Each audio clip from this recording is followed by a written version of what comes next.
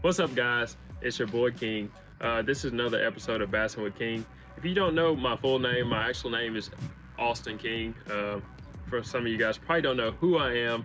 You've watched a couple of my videos. I haven't been very informative on who I am and what I do, but I'm actually a college fisherman, and what I do is, I like to go and fish all the time. I actually run a fishing business. It's kind of my life. Fishing has been what my life has been around. I'm a former college athlete. But we're not going to get too much into that today. I just kind of want you guys to kind of know who I am, because I don't really go over who I am. But my name is Austin King. That's all you really need to know. And I catch a lot of fish. That's the most important part right there. So you can trust what I say. But what I want to go over today is how I've been catching all these fish lately. If you follow me on Instagram, you've probably seen that. Make sure you go follow me, Bassing with King. Hit that follow button on Instagram. I'll probably follow you back. I always DM people back and stuff like that. I don't act like I'm famous or anything like that, so don't ever think that. But what I want to go over today is gonna be this right here. It's gonna be this small little Spro rock crawler, and I've absolutely been crushing fish with it. I mean, if you look at that, look at the bite marks on that bait. This bait has been absolutely destroyed. I mean, I'm telling you, when I've been catching fish, I have been catching fish with this thing. Like, basically what I've been doing with this bait here is we have this small Texas lake that I fish all the time. It's about 15 minutes from my house. It's an amazing lake. And what's happening right now is this lake is 7 to 8 foot low. And what that's done is there's a lot of hydrilla in this lake. So those bass in pre-spawn, they stage up on those hydrilla points. They get outside that grass, on the outside grass line. But what has happened since that lake is so low, all the hydrilla in this lake has died. And that has made this fishing phenomenal. I'm talking about absolutely phenomenal, because these fish are so predictable, and I can really pick them apart with these medium diving crankbaits like this Spro rock crawler. And what I've been doing is, these fish don't have anywhere to stage at. So once I find any kind of rock, I find a point with a couple stumps or something like that on it, I can absolutely go and crush them with this crankbait. But really what's going on is these fish are staging up on rock, okay? So what I'm able to do is, this is extremely important when it comes to fishing a medium diving crankbait, okay? It's all about angles, okay? I've learned that you can't just go down a bank, cast straight at the bank and catch a fish. I mean, you can, but you're not gonna, fish that bank to its full potential. So what you wanna do is, you always wanna get parallel to any kind of rock that you're fishing when you're fishing this time of year. There is exceptions. You can fish different ways, but right now, you definitely want to be parallel to the bank. You want to make the longest cast you possibly can. You want to bring that bait back. You want to burn that bait. You want to bounce it off the rocks. You want to get it to the bottom, okay? What we're going to go over today, we're going to go to a couple of the places that I've been fishing and catching these fish, because like I said, there's no hydrilla in the lake that is forcing these fish to stage up on rock points and things like that. I'm catching these fish on shell beds. I'm catching these fish on small little points with a few stumps on them, okay? So when I burn that bait by that point, or by one of those stumps, and it deflects off a stump, it is lights out. These fish are absolutely crushing this bait. And just because this bait has a small profile does not mean this bait does not catch big fish. But we're gonna head out to the lake. I'm gonna go over my rod setup really quick. But until then, y'all just stay tuned and we're gonna see what happens. And what this is here is gonna be a green ghost. These have been phenomenal rods for me for the price point anyway. This is gonna be a 7.3 medium heavy. That is a perfect medium diving crankbait rod. Square bills too, because I really like the 7 foot a little bit better for a square bill, because it's gonna be a little bit shallower And with that 7.3, I can kind of get that bait out there a whole lot farther, because when you're throwing a medium diving crankbait, usually you're fishing parallel to the bank across some rocks and things like that. You really want to get that bait out farther. The farther you can get that bait out, the better chances you're going to have of catching a fish, better chances you're going to have of getting that bait down, hitting those rocks. And this has been phenomenal for me. Also, I'm paired up with a Lew's speed spool. I believe this is the Mach 2. I'm not really sure actually on the Lew's.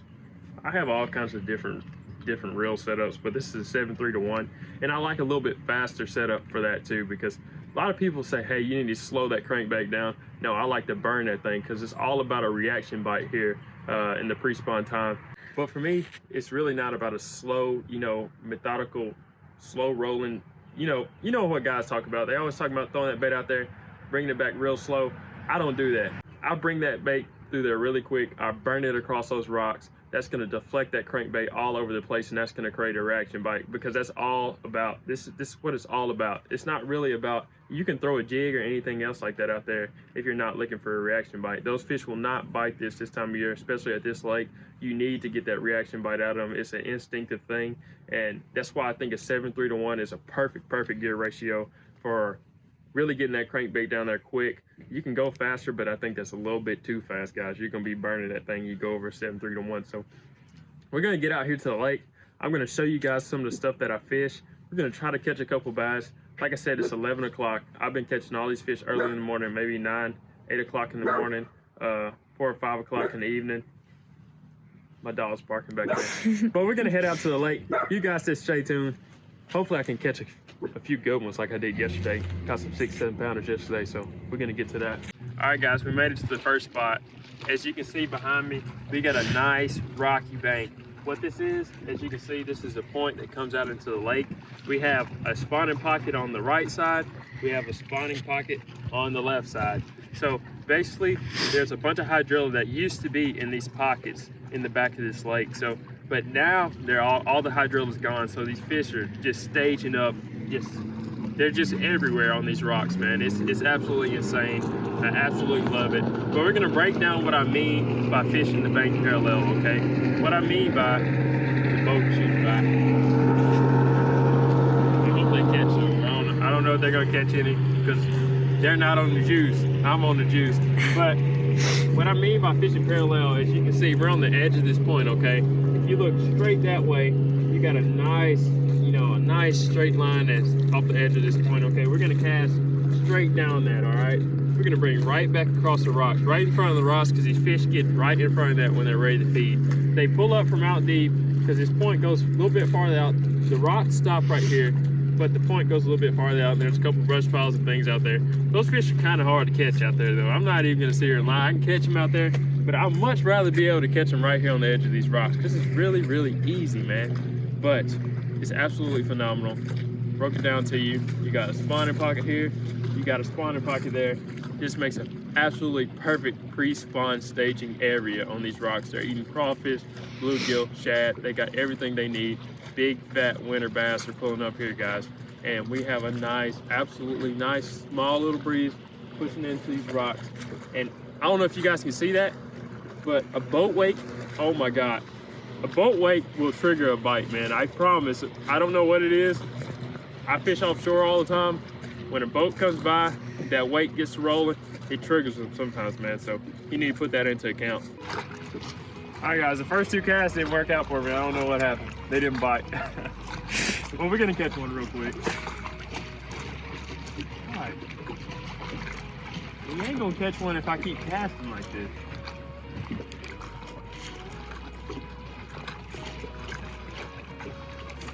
Got him, boys.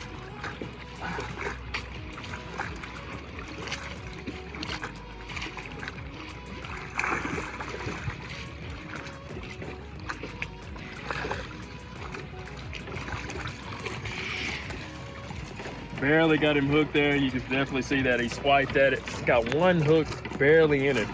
Look at that. That is insane. Just barely came out. But third cast, got a bass. So, I mean, I guess you know what I'm saying.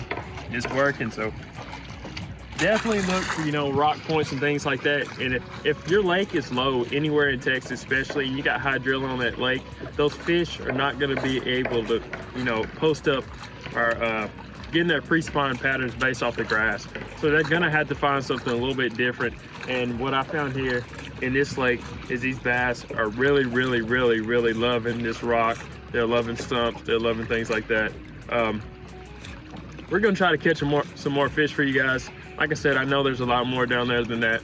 I came out here yesterday. I came out here the day before, and I've absolutely been smacking them, man. They just keep coming. They don't stop coming. So we're gonna try to catch another one. Cast number 4, guys. And I'm making some really bad casts. I don't know what's going on, but like, I'm usually a really good caster, really accurate. And for this video, I guess I'm nervous or something. I don't know. I just can't cast right, man. I don't even know how I've caught a fish with these casts that I'm making. It's really bad. It's like really bad. That's where I wanted it the whole time.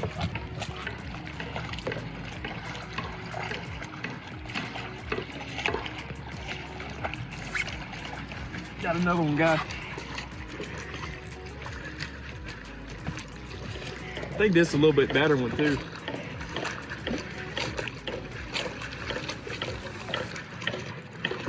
He's a little bit better. He's not too big though.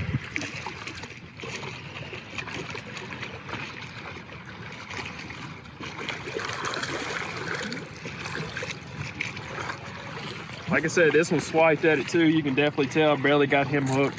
We're in the middle of the day. Like I said, this is not the best time for this. You definitely want to get out here pretty early. You know, crack of dawn, evening time. Them definitely the best time to come, but we're still catching some bass, so this pattern is definitely working, man. I'm absolutely smacking them. Yeah.